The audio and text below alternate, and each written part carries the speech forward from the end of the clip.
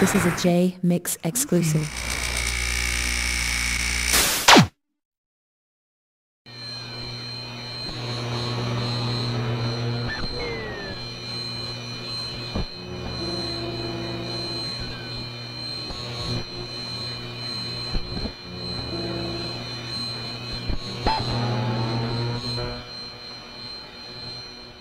Hey guys, how's everybody doing?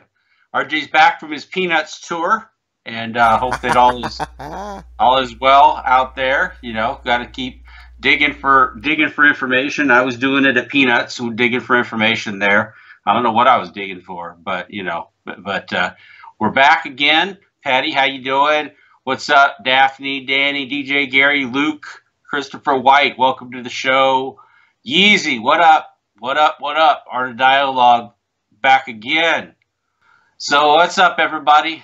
So what else were you guys talking about? I just kind of jumped in the middle of it, Jess. No, I just did that. I was catching them up on some of the live stream edits that I've been doing, letting them know what was going on, and I didn't tell them about your Peanuts tour yet. It appears that RJ hasn't been on because he's been touring different Peanuts throughout the country. That's right. I'm on the Peanuts National Peanuts tour. So what's going on? About the St. Nicholas, about the Santa Claus beard. I was going as Harvey Levin, not Harvey Levin. I was going as Harvey Weinstein for Halloween, so I had to have that look. At one of the places that I do a lot of work with, it is No Shave November to raise awareness for breast cancer. And for me, that's very important because I like to protect breasts whenever I can, and I don't like them having cancer. That's a bad thing. So No Shave November comes around. I haven't been shaving, and this is what it looks like when I don't shave. So, it'll turn dark here when I get out in the sun. It'll turn dark again, and then I'll have a dark beard. But right now, I look a little Santa Clausy, a little Wilford Brimley kind of look going on. It's the right thing to do. So yes. So what's up there? Yes, Vlad TV. He's probably, hating the fact that he puts a video out about something. Everybody wants to talk about us, but that's okay. Fuck him. It's a good thing. To answer Yeezy, I actually am sober. I am clean and sober, and been doing that. A lot of people don't believe it. I just have that look on my face most of the time, I guess. All right. Greetings from Vancouver. Greetings to our friends in Vancouver. The Great White North, eh?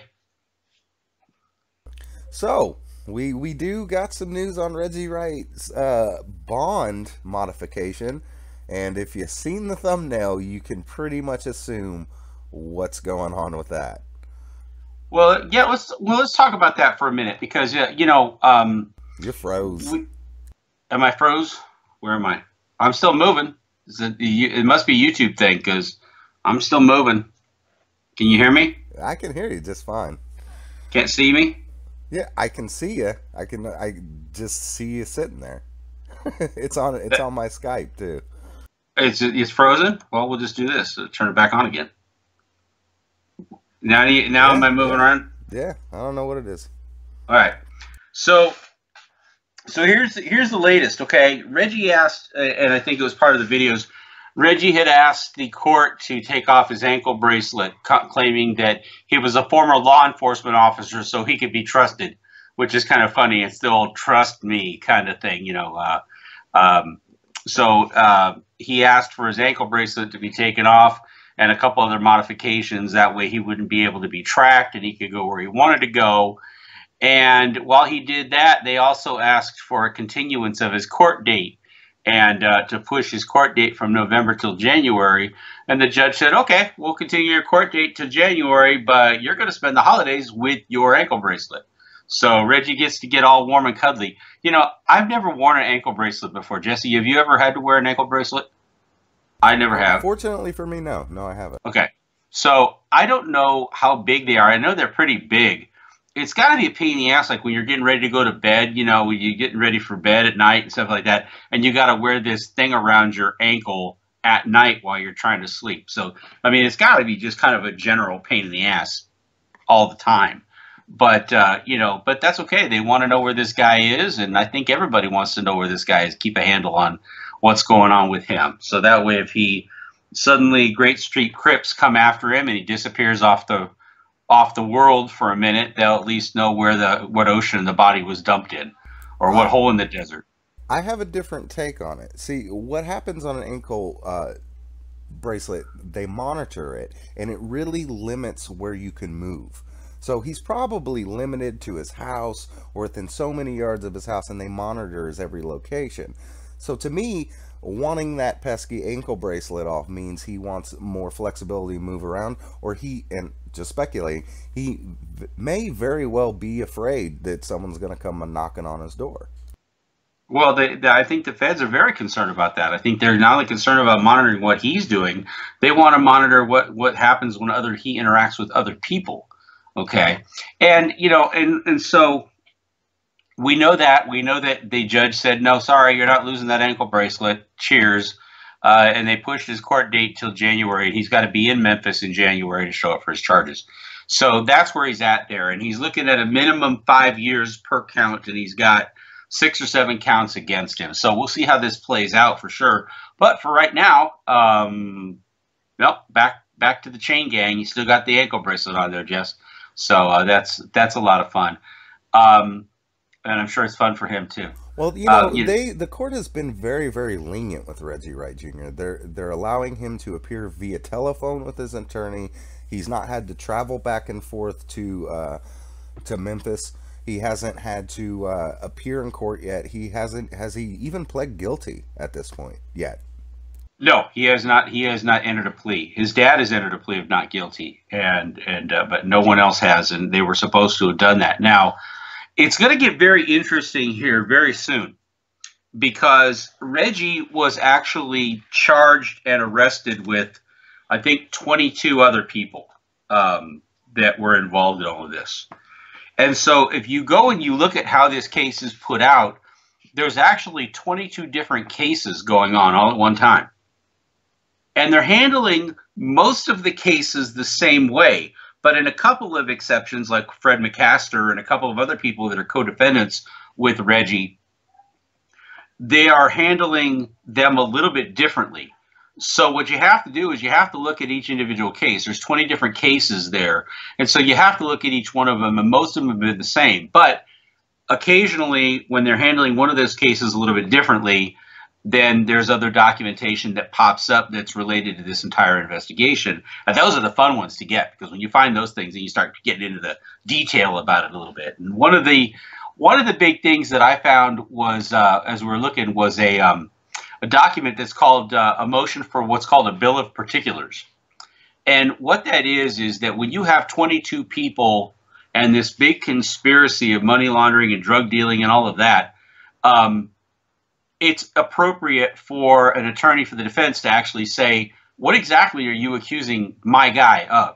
Okay, you can accuse all of them of doing everything, but what specifically is my guy doing? What is he doing? And so when they prepare this motion, that's what they're doing.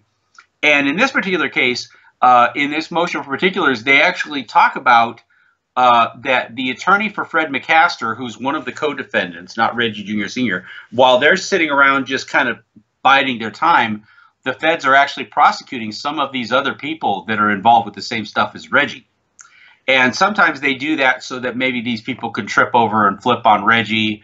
They prosecute him ahead if they think that maybe they've got a good case there. But in this particular case, I'm reading from the Bill of Particulars, and it says, counsel has completed a review of the partial discovery. And discovery is, when you turn over information about evidence provided by the government. And it says that, amongst other things, there are 500 pages of wiretap filings. Okay, 500 filings from autumn of 2014 through the beginning of 2015. So the first thing you're dealing with there was the feds were very busy, because if you got 500 pages, that's a ream of paper. 500 pages is a ream of paper. Go down to Walmart, you buy a ream of paper, it's 500 pages. Okay. They've got 500 pages of wiretaps on these guys that are using as evidence against them, number one. But here's the big thing that got me. Jesse, check this out. They detailed that there were shipment of 300 parcels. Okay? This was not a one or two kind of deal, we caught you kind of thing. There were 300 shipments that were made between LA and Memphis, okay? Which means that Reggie's got paid 300 times, allegedly, okay? But when you're talking about drug trafficking of a dozen individuals, you're talking about through March 2013 till May of 2017, that's what they're talking about. So we're talking about 4 years, they did over 300 shipments. I don't know what that works out to. My math is pretty bad. Can you redo your camera? Yeah, is it frozen again? Yeah, it keeps freezing on your end. I'm only running at about 7% CPU, so. I don't know. Interesting. Could just be a bug. But you can hear me. If they can hear me, that's all. I mean, I'm not much to look at, so, you know. I mean, I know it's TV and all that. But anyway, so that's what's going on. That's the recent thing. But when you think about it, I mean, this is not a onesie-twosie kind of an indictment. They've got these guys, and they've got Reggie's on 300 shipments. Okay? I mean, I don't know how you're going to escape that one. I don't know how you're going to get out from under it. I mean, if it was one or two, Reggie said, I screwed up. How do you screw up 300 times? Isn't that like Reggie saying he screwed up with the whole not carrying the weapons in Vegas and Michael Moore and Frank Alexander not knowing what they're doing? Reggie saying, just screwed up. Everybody screwed up. There were mistakes made. I've always said, how do you make those kinds of mistakes? And you're the head of security for a multi-million-dollar record label. How do you make those kinds of mistakes? You don't. I mean, it's beyond screw up. You can't make those kinds of mistakes. And here he goes, I screwed up 300 times. Okay. 300. I think that goes beyond screw up, don't you? I mean, just absolutely. And I would love, when this case is over, to file a Freedom of Information Act to hear some of those wiretaps, or to at least see transcripts of some of those wiretaps. Yeah, they may come out. They may come out in discovery, because when they make motions, they have to attach the actual evidence to the motions. So as they get into the trial phase and the discovery phase, where they're making motions to exclude things, then we're going to get the dirt. That's when the real shit starts coming out. So at that point.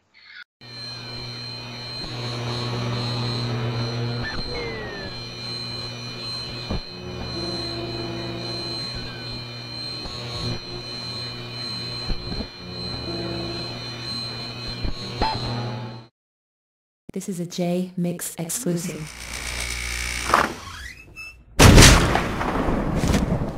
What up with shut up?